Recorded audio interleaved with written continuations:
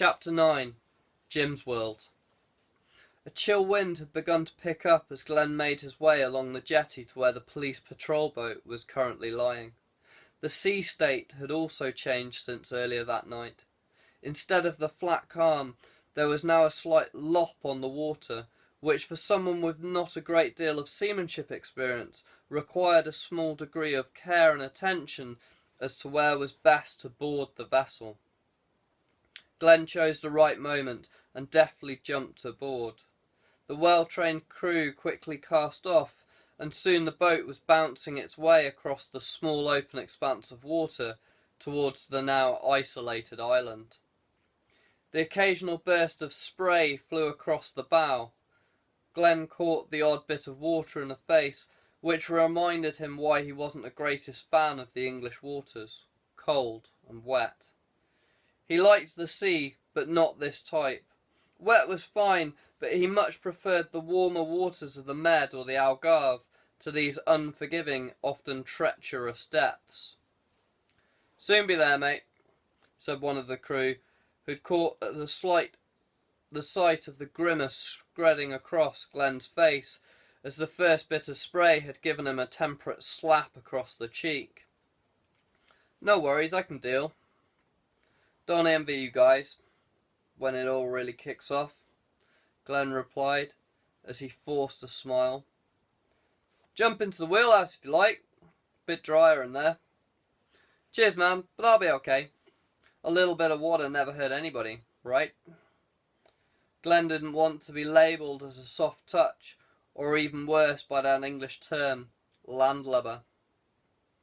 "Please yourself," the deckhand muttered, before he strode off up and over the wheelhouse to the bow to make ready the mooring lines for when the boat entered and docked in the small harbour of the Mount. Glenn watched the agile man go and wondered how it was that even though the boat was rocking and rolling a bit, the guy managed to stay upright, let alone stay on the boat without needing to have a hand to something. Must have pretty sturdy, what was the term? Sea legs, he mused, before he returned to his previous train of thought about what could have brought about this tragic set of events. The next thing he was aware of was shouts of "Steady as she bears!" and "Make that line fast there! Come on, look lively!" as the lines were thrown to those manning the quayside. "Cheers, guys! See you later!" Glenn shouted his farewells to the crew as he stepped off the boat back onto the more secure feeling of dry land. "For your sake, you better hope the tide is back out so you can cross the causeway. Expecting the weather to turn really nasty later," the deckhand shouted after the departing figure of the young detective. Glenn hoped that too, as he could see the impending storm brewing to the southwest. As dark as the night sky was, the storm clouds were darker, and clearly visible, surging towards the castle from the horizon. What a night for it, he thought, as he crossed underneath the archway of the fortress's main gate. The memory of bright blue flashing lights of Marazion were replaced by the sight of dazzling white of the portable work lights being used by the forensic team. Pockets of white tents, protecting specific areas of interest, were scattered throughout the courtyard, as well as a lone tent high up on the ramparts themselves. Glenn headed straight for a particularly large group of men in white, who were in the busy discussion over something he presumed they might have found. "Hi guys, sorry to interrupt." "D.I. Harris," he said as he produced his warrant card. "Where can I find Professor Herzog?" "Hi Glenn," said one of the soccos that he'd worked with before. "You can find him up there," pointing to the tent up on the rampart, just as an incredibly tall, lanky man stepped out, raising his arms above his head and arched his back, stretching every sinew of muscle before yawning and disappearing back inside. As you can tell, the prof's feeling the effects of the late night and the amount of work to do here. Yeah, man, it's going to be a rough night for all of us by the looks of things. And it's going to get a lot worse. That's what we were just discussing. We're racing against the clock here to gather as much evidence as possible. Once that storm hits, there isn't going to be much left to find. How do I get up there? Through that door in the chapel, then take the staircase on the right. Cheers, man. Good to see you. We'll have a catch-up for a pint at some point. I won't delay any longer. Better grab a set of those whites from the box before you go up there. The prof will bite your head off if you go up there looking like that. Very protective of his evidence is our prof. I remember, Glenn replied, with a smile as he recalled the first encounter he'd had with the professor at a crime scene. Entering without protective overalls, the professor had hit the roof, even deliberately misquoting the Gospel of St. Luke. If you ever dare turn up to this again, to one of my crime scenes, I swear there will be weeping, there will be wailing, gnashing of teeth, and buckets of tears. Glenn had found it a bit over-theatrical. Nevertheless, he got the message. In the eyes of the professor, the police were just there to use the evidence to get a conviction. But the scene itself belonged to him. You either played by his rules, or you went and sat in the pavilion. Now that he matched all the other white lemmings at the scene, Glenn took to the stairs and wound his way round and up and onto the ancient stoneworks. Brushing the flap of the tent aside, he took a final breath of fresh, cool air before dipping his head and entered the world of forensics. Good morning, Jim. How's tricks? Oh, it's you. Morning. Can't say there's anything good about it. But at least you're dressed for a long innings for once, I can see. The tall figure of Professor Herzog replied as he briefly glanced up from examining part of the corpse on the stone floor that hadn't been completely covered, before he returned his critical eyes back onto the corpse, peering hard through his tortoise-shell-rimmed glasses to make sure he hadn't missed anything. Hey man, that was one time. Well, I like to keep you on your toes. Thanks. So what can you tell me, Jim? He's dead. Well, yeah, I can see that. I mean, what can you tell me about how he died? In a great deal of pain, but you'll have to wait until we've moved the body and carried out the autopsy before I can give you all the gory details. Come on, Jim, you must be able to give me a rough idea.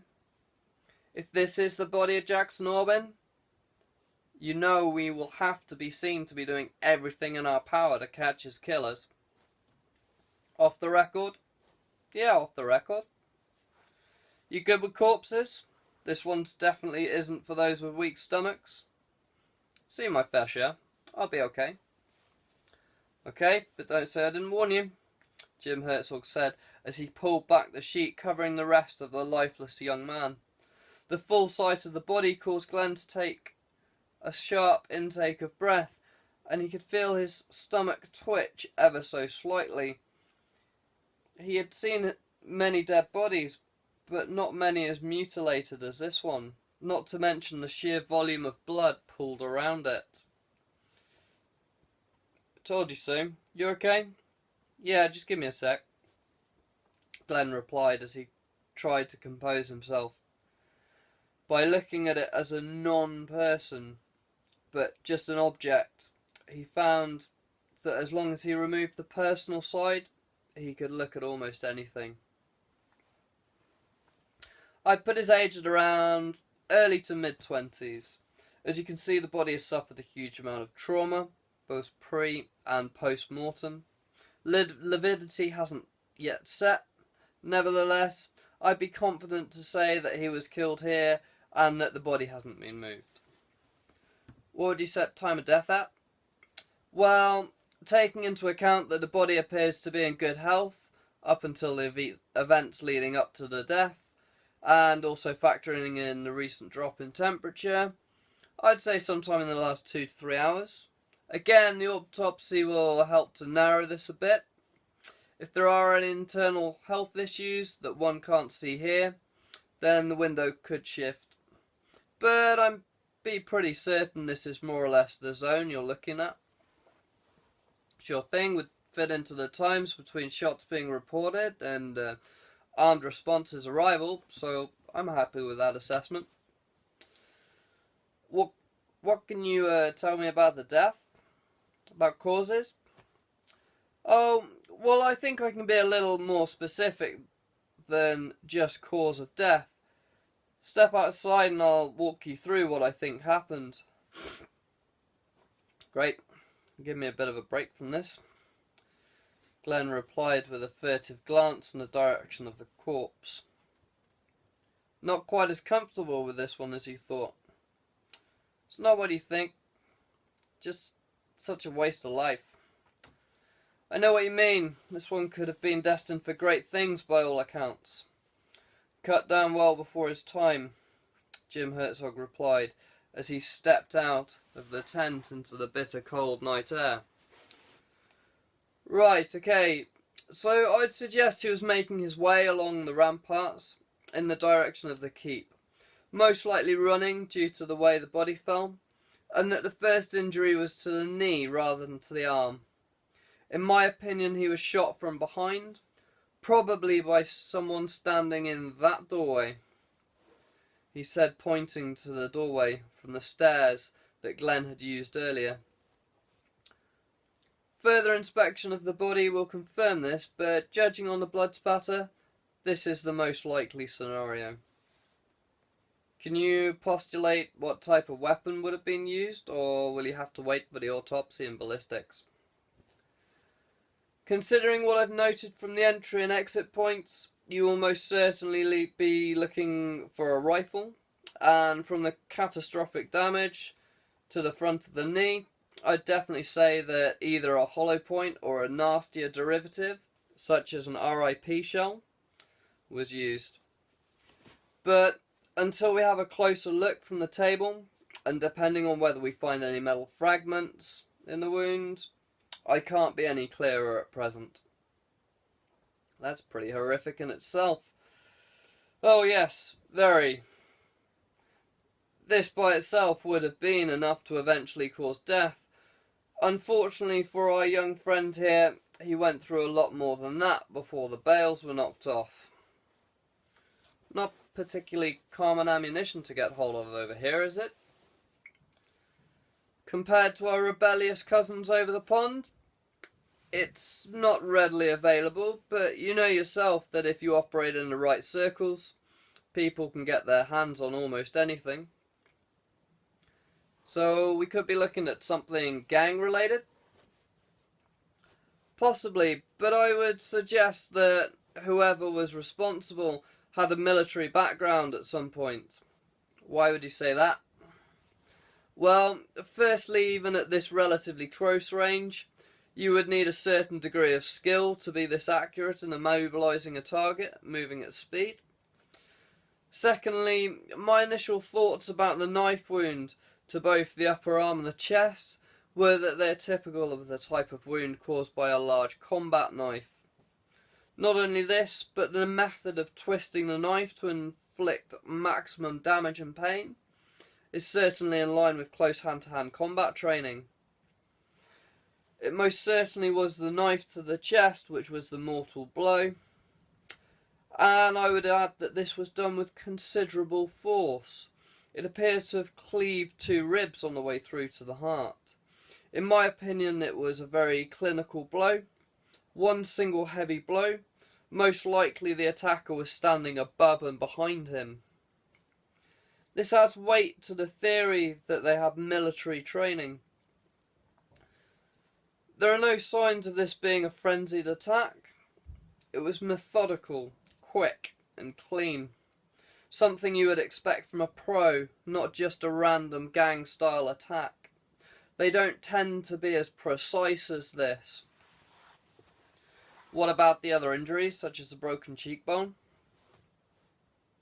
I have a working theory that this may be post-mortem, but I can't be sure at the moment, as lividity hasn't set, and I may not be able to give you a definitive answer even once it has. You know yourself that trauma caused very soon after death can be hard to separate from those caused before, and this applies to the other broken ribs as well. So why do you suspect that they occurred post-mortem? Mainly because of the lack of blood around those areas on the floor. If they'd occurred before death, I would expect to see a lot more blood. From those areas, and it's just not present. Also, in my opinion, they were caused by a second person. Up until the point of death, all the wounds are controlled, almost refrained, whereas the latter are more akin to an outburst of rage, almost hate. This change in characteristic would seem to imply that it was done by another personality. Thanks for that, Jim. Anything else you can add? As a matter of fact, yes, there are a number of things that stick out. General points about the crime scene, and a specific observation pertaining to the body. Firstly, I've noticed a white ring around the left-hand little finger, presumably from a signet ring. However, we have yet to find it. Possibly it was taken as a trophy, or it fell off during the struggle. Secondly, the amount of blood left in certain areas of the scene would point to at least 2 other fatalities, but the bodies have been removed. And I would also say there were others with serious injuries. Hopefully blood samples will generate DNA matches on the database. This may take some time to process, so you will have to be patient and wait a bit for those. Sure thing, man. I understand. Thanks, Jim. I'll leave you to it. Oh, any idea when you plan to move the body? Hopefully in the next hour or so, as long as the weather holds. Judging on the speed of that front, I can guarantee the covers are going to have to stay on with rain stopping play. Probably going to lose a lot of evidence, I'm afraid. Unfortunately, we can only work with the conditions that we've been dealt. Yeah, I know. Sure you'll pull out all the stops, as you Brits put it, Glenn continued. Anything we can do to help speed up the process?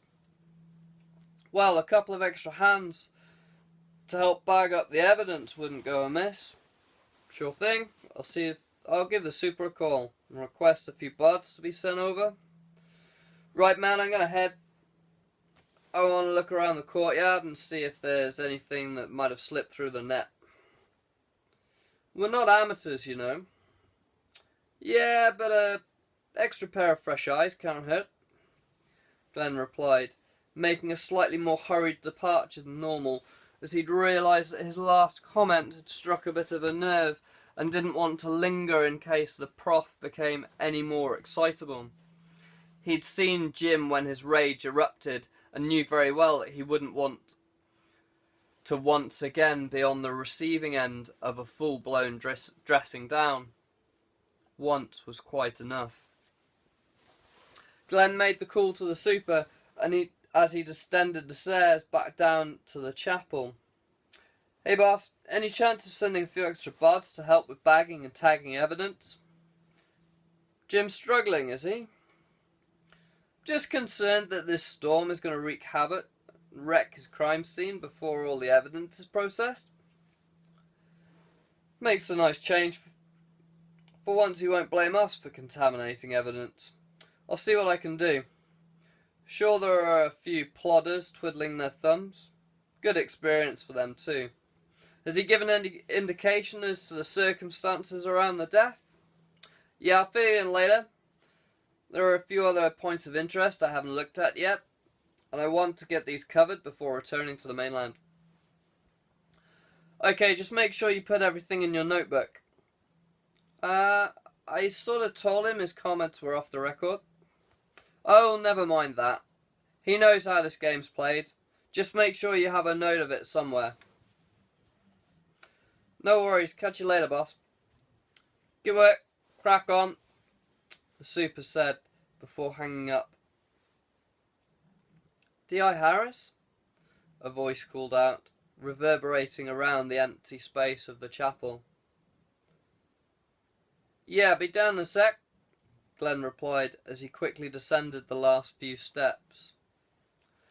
I think you'll be interested in what has been discovered in the crypt. Wasn't on my list of things to see, but lead on. What's your name? He asked the short lady in the white overalls he encountered waiting for him. Graham, sir. I'm presuming that's your surname. Otherwise I think your parents were either very confused or had a bizarre sense of humour. Yes, she replied, giggling at his statement. Becky's my first name. Right then, Becky, let's get cracking. I'm kind of running out of time, and there's a whole heap of stuff to see. Won't take long. It's just down here. Oh, and mind your head, this passage wasn't designed with your kind of height in mind, Becky added, as she led the way down another winding stairwell, descending deep below the floor of the chapel, down into the heart of the hard granite core of the mount. Glenn thought the murky, dank passageway was like something straight out of a low-budget cult horror movie, and he was waiting for the predictably lame zombie to appear just around the next bend. So, where you guys been hiding the mummy? Glenn inquired, attempting to lighten the unsettling atmosphere within the tunnel. Oh, you know us. Right where you'd least expect it, Becky replied with a cheeky grin. To be fair, you may wish you hadn't said that once you see what's down here, deliberately leaving her reply as vague as possible to send Glenn's mind into overdrive.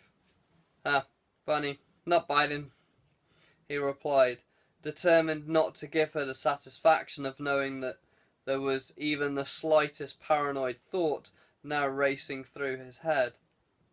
Nevertheless, his heart did start to race as his eyes met the sight of the broken tomb as the passageway widened into the main chamber of the eerily quiet crypt. He could feel the hairs on the back of his neck rise ever so slightly, just enough to send a shiver down his spine between his shoulder blades. Christ, it's like something out of the Night of the Living Dead, Glenn said as he forced his pulse to slow. Yeah, told you. However, the body hasn't moved. Looks like something was removed, judging by the fact that the dust around the shield has been displaced. What was taken, I'm afraid at the moment, is a mystery. You may have to delve into the old family records to find out more, she suggested. Think you might be right on that one. Fancy volunteering? Old English definitely is not my forte. Neither's proper English, she jokingly remarked, poking fun at his American heritage. Hey, it ain't that bad. Any chance you guys can take some pics, and I'll see what I can dig up?